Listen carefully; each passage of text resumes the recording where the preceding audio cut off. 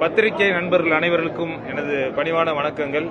2026-29க்கான தேர்தல் முடிஞ்சவுடனே முதல் பொதுக்குழு கூட்டம் திரைப்பட தயாரிப்பாளர் சங்க தேர்தலுக்கான முடிஞ்சிருச்சு. முடிஞ்ச உடனே நாங்கள் வெற்றி பெற்றோன்னே தமிழ்நாடு தேர்தல் காரணமாக தள்ளி வைக்கப்பட்டு முடிஞ்ச உடனே இப்ப முதல் பொதுக்குழு நடத்தியிருக்கோம்.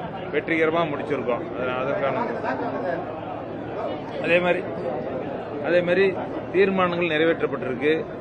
ஓடிடி இது அதே மாதிரி தமிழ் திரைப்பட நடிகர்களுடைய ரெவன்யூ ஷேர் அந்த தீர்மானம் நிறைவேற்று தீர்மானம் எல்லாமே உங்களுக்கு கொடுப்பாங்க.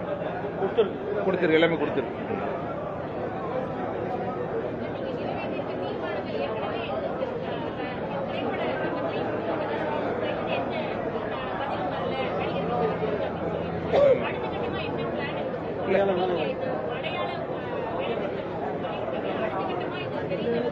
இல்ல இனிமேல் தான் முடிவு பண்ணும். ஒரு பேச்சுவார்த்தை நடத்தி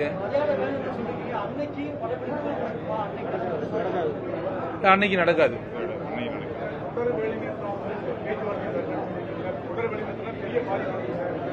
இல்ல அதுக்கு வேற வழி என்ன?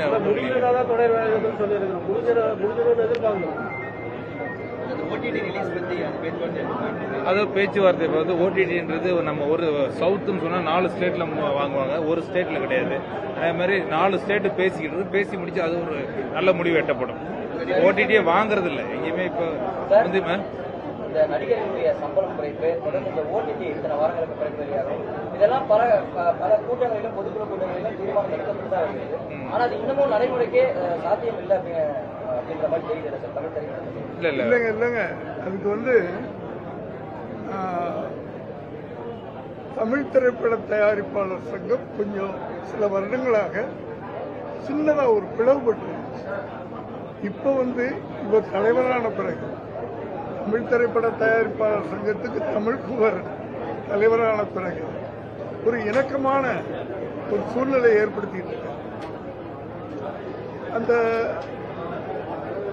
தனியா போன அந்த அமைப்பு இப்போ ஃபுல்லா தமிழ் திரைப்பட தயாரிப்பாளர் சங்கத்துக்கு ஒத்துழைப்பு கொடுக்கறதா வந்திருக்கிறாங்க. ஸோ இப்போ ஒரு ஸ்ட்ராங்கான ஒரு அமைப்பா மாறிக்கிட்டு இவருடைய தலைமையில் அதை இவர் ரொம்ப அழகா டீல் பண்ணிட்டு இருக்கிறாரு. அதனாலதான் பல இவர் வந்த உடனே 2வது நாளே 3வது நாளும் இன்சூரன்ஸ் எல்லாருக்கும் இவ்வளவுக்கும் நிதி நிலைமை ரொம்ப மோசமா இருந்த அந்த காலகட்டத்தில் கூட இதை சமாளிச்சு பண்ணியிருக்காரு. அப்படி பல விஷயங்கள் இவர் மேல ஒரு நம்பிக்கை இருக்குது. பல ஆண்டுகளுக்கு பிறகு இந்த தமிழ் திரைப்பட தயாரிப்பாளர் சங்கம் ஒரு ஸ்ட்ராங்கான ஒரு நிலைமைக்கு வரும். நாங்க நினைக்கிறது சாதிக்கும் அப்படின்ற ஒரு விஷயத்துல ரொம்ப முனைப்பா இருக்கிறார்.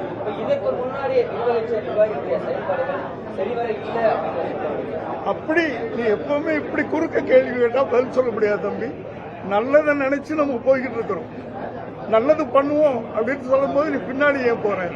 குறுக்கு பத்தியா கேள்வி கேட்க புரியுதா? நல்லது பண்ண போறோம். நாங்க இப்ப நடிகர்களோட இணக்கமா உட்கார்ந்து பேசுவோம். அவங்களும் தயாரிப்பாளர்கள் தூக்கி எறிகிறவங்க.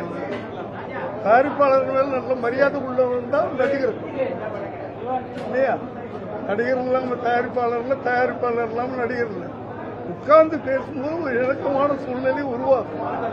ஏன்னா என்னைக்கோ ஒரு நாள் சினிமா ஆரம்பிச்சது, இன்னைக்கு சினிமா நல்லா இல்லை. ஸோ எல்லாரும் சேர்ந்து டிராவல் பண்ணுவோம் அப்படின்றதானே எங்க கோரிக்கை. அதை எப்படி அவங்க இது பண்ணுவாங்க? இப்ப அவர் சொன்னாரு நடிகர்கள் சம்பவத்தை குறைக்க போறீங்களான்னு கேக்குறாரு. இல்ல, அது குறைக்கிறது இல்லை. 2 பேரும் சேர்ந்து படங்கள் பண்ணுவோம். வர்ற லாபத்துல 2 பேரும் பண்ணிக்கிறோம் அப்படின்றதான் சொல்றமே தவிர நீங்க சம்பளத்தை குறைச்சிக்க, நீங்க சும்மா வேலை செய்யுங்க அப்படின்னு எங்களுக்குள்ள இணக்கமான முடிவு வரும். அப்படிதான் நாங்க பேசுவோம். நோக்கமே லாப நஷ்டத்துல பங்கேற்கணும், அவ்வளவுதான்.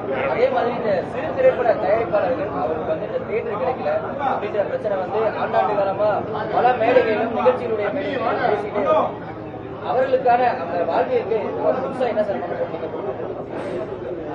இல்ல அது என்னன்னா அதுவும் பேசிட்டு இருக்க முன்னாடி கொண்டு வந்து சட்டம் தமிழ்நாட்டில் மட்டும்தான் வந்து 4 ஷோ நீங்க காலையில 9 மணி ஷோ போட்டாலும் ஸ்பெஷல் பர்மிஷன் வாங்கணும்னு சொல்லியிருக்காங்க. வேற கர்நாடகா ஆந்திராவில் அந்த மாதிரி கிடையாது. அதுவும் ஒரு அன்னைக்கு சிஎம் பார்த்து ஒரு மனு கொடுத்துருக்கோம். 5 ஷோவை போடலாம், ஒன்றும் பிரச்சனை கிடையாது.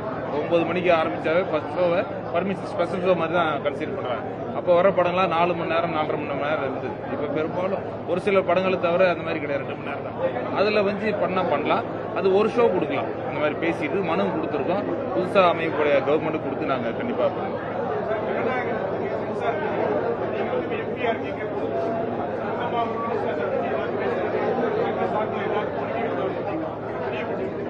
கர்நாடகம்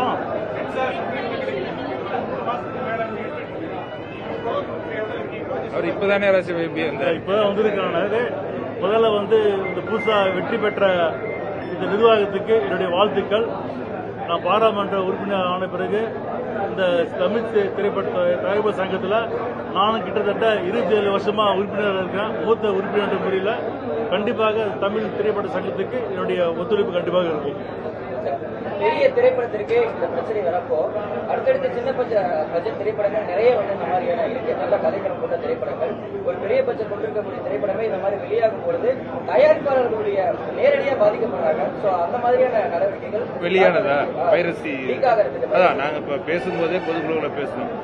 படம் ரிலீஸ் ஆன பின்னாடி பைரசி போகுதுன்னா இப்போ ரிலீஸ் ஆகாத படத்துக்கு ஒரு சிலர் பண்ணது இப்போ எடிட்டரு அவங்க அசிஸ்டன்ட் பண்ணிருக்குன்னு சொல்றாங்க. அது கண்டுபிடிச்சாச்சு, உடனே நீக்கம் பண்ணிருக்கு. இது பாதிக்கிறது தயாரிப்பாளர் தான். சட்டப்படி நடவடிக்கை அதுதான் இப்போ போயிட்டு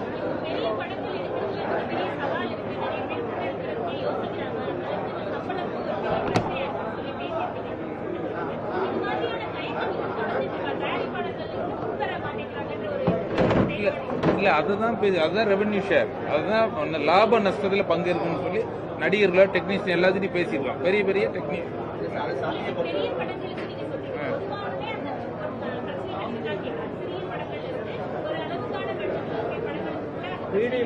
பெரிய பட்ஜெட் படங்கள் 2 படத்துக்கு தான் 6 கோடி கீழே இருக்கிற படங்களுக்கு பிரச்சனை இல்லை. நடுத்தர படங்களுக்கு பெரிய பட்ஜெட் படங்களுக்கு தான் அந்த பிரச்சனை இருக்கு. அதுதான் ரெவன்யூ ஷேர்ல கொண்டு வரணும்னு இந்த தீர்மானம் போட்டிருக்காங்க. அதை இது வலியுறுத்தி தான் ஒரு நாள் அடையாள வேலை நிறுத்தி